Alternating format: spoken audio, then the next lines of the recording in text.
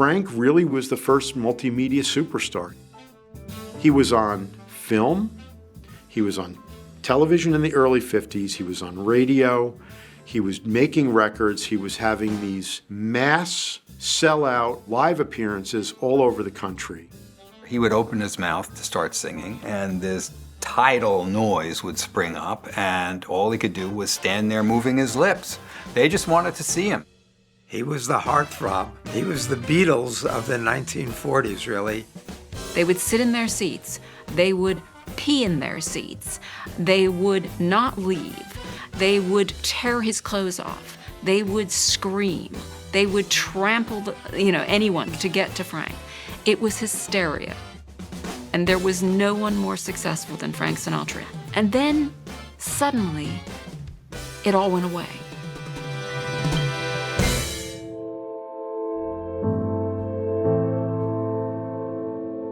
It's very interesting to look at the beginnings of John F. Kennedy in electoral politics because in some ways he's not gifted. He's awkward, he's extremely skinny, he hasn't filled out his frame yet. He was not a natural politician. He didn't have that instinct to dive into a crowd and shake hands, sort of embracing people and getting to know them. He was the kind of guy who would go to an event, stand in a corner, and his aides had to kind of like, come on, Jack, you've got to shake hands, right? He's green, he needs practice. He is not terribly good at public speaking at first, but he works hard. He campaigns with his family. In fact, it's an entire family affair. The family's money gets behind it. His mother and his sisters get behind it. It's a really extraordinary operation to get him into Congress. And that's when he starts to put together this Irish Mafia that's going to be so important for his later career, because the key people there are going to stick with him over the next 17 years. Bobby Kennedy was a fantastic political organizer. He was really running the campaign. So he brought his friend Kenny O'Donnell along, who was a big organizer. My dad was at Jack's side. He was his right-hand guy. He was his logistics guy and his kind of political antenna. There's also going to be Dave Power.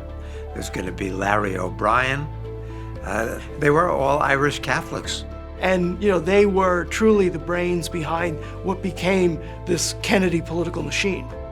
He blows away the competition in 1946 at a young age, and it's a sign that it isn't just luck or his father's money, that he is gifted in his own way also. And it's the perfect time for a young, charismatic candidate to emerge. I am today announcing my candidacy for the presidency of the United States.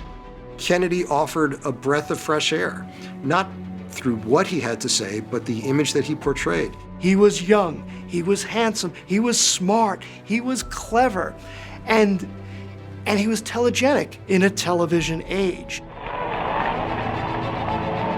We stand today on the edge of a new frontier, the frontier of the 1960s, the frontier of unknown opportunities and perils, the frontier of unfilled hopes and unfilled threats. I'm asking each of you to be pioneers towards that new frontier. This was what I think many Americans believed was the best of themselves. And I think in many ways that's what Kennedy offered to Americans, a sense of what they could be. John Kennedy is the first Catholic who is running for president in a serious way since Al Smith of New York in 1928.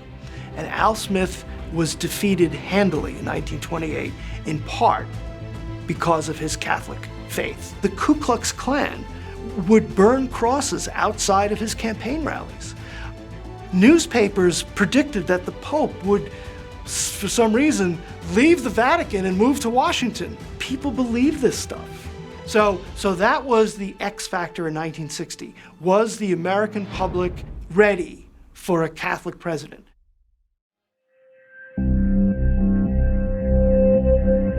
Frank Sinatra knew a lot of guys in the mob. Everybody who sang in clubs at that point knew the boys, the wise guys, because they controlled the clubs. Now, he liked hanging around with the boys because Frank Sinatra was fascinated by power, and these guys exuded power. Willie Moretti had long been involved with his career, and when Sinatra went to him and said, I've got a major problem here with my boss, Tommy Dorsey, Moretti went down there, shoved a gun in his mouth, and made him sell his contract for $1. Let him go or you're dead. Which is, it's back to it's an offer you can't refuse. It was a business relationship. Sinatra was a commodity to these men who ran the nightclubs.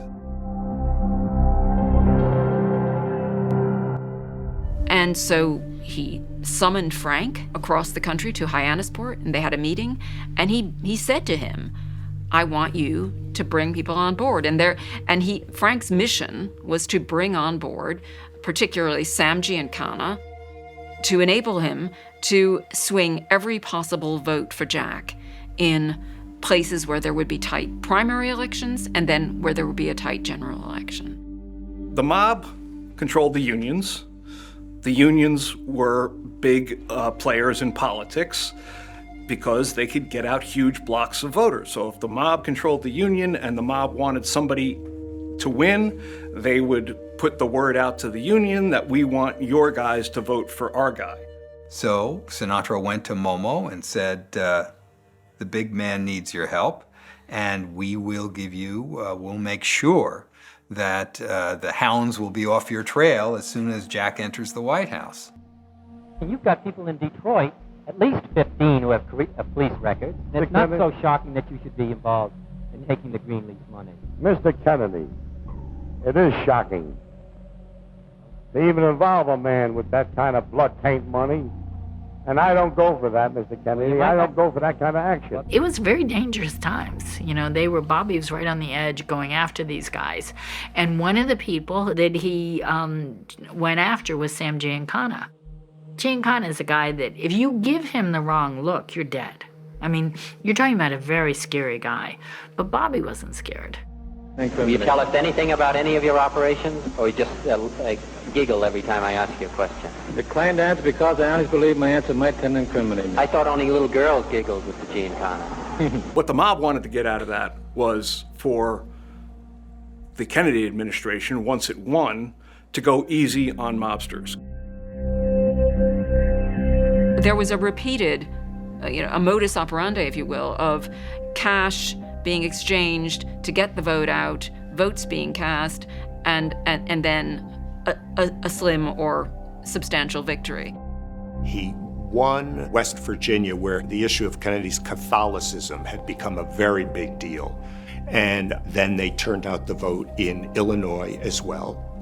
And he won by a wild margin in Chicago, a small margin statewide, which tells you something right there, that the machine had done its work in the city of Chicago. Which leads into the greatest amount of conspiracy theory we've ever had.